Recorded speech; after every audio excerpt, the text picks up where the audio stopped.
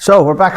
What is it? It's Tuesday, God, I forget. I think it's the 8th of July. It is the 8th of July. Because my writing tells me that. My journaling.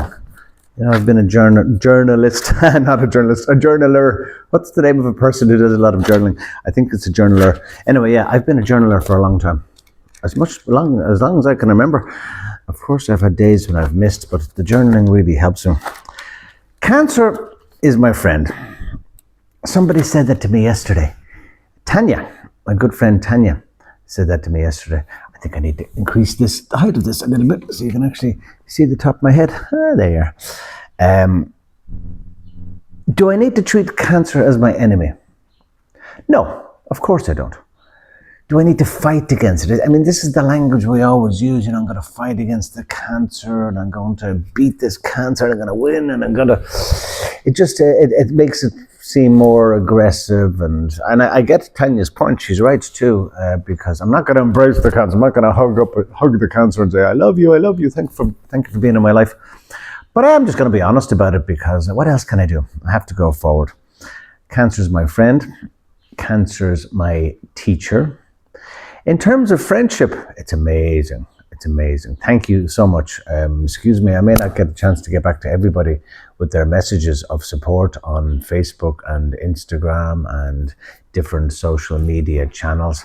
I'm managing with this. It may not be so serious. It may be operable on next week.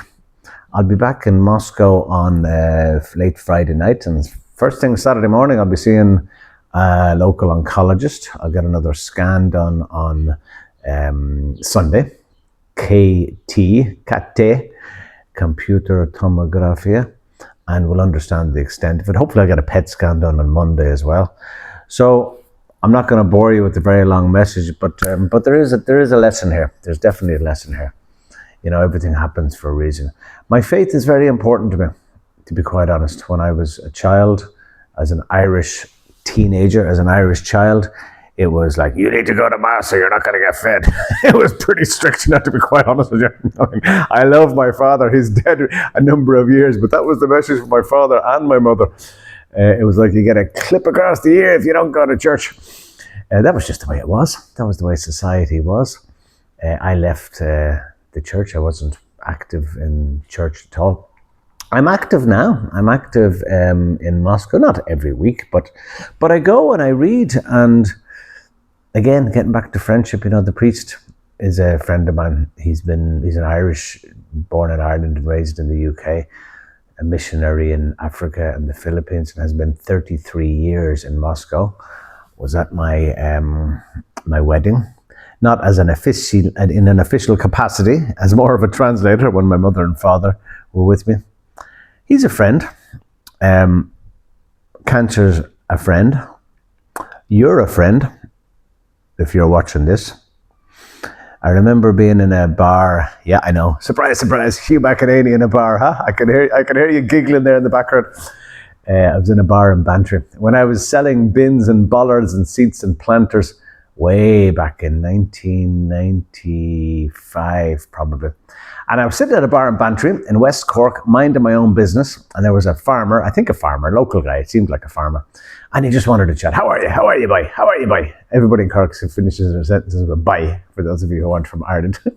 And I just wasn't in the mood for chatting. And I was I'm grand thanks. Maybe I was tired or I just wasn't in the mood. And he kept at me. You all right, boy? Where are you from, boy? Where are you from? Oh, a couple of questions. Where are you from?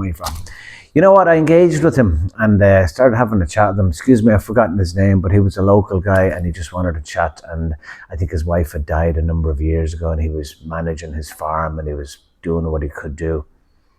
And he said to me, there's no such thing as a stranger, only a friend you haven't met yet. Cancer has been a stranger, relative stranger up to now. My aunt, Eileen, died of cancer many years ago. A number of people in my family have died of cancer. Neil, my super fantastic friend Neil, since 1985, 1986, recently beat, again, we're getting back to the beat cancer analogy. He sadly died in tragic circumstances in Thailand after that. I'm not going to treat cancer as my enemy because everything happens for a reason. I'm going to get through this. I want to thank you for your support. Thank you for being a friend. Over and out. Friends are everywhere, and they're coming out of the woodwork from places I never would have imagined. So, thank you. Ciao.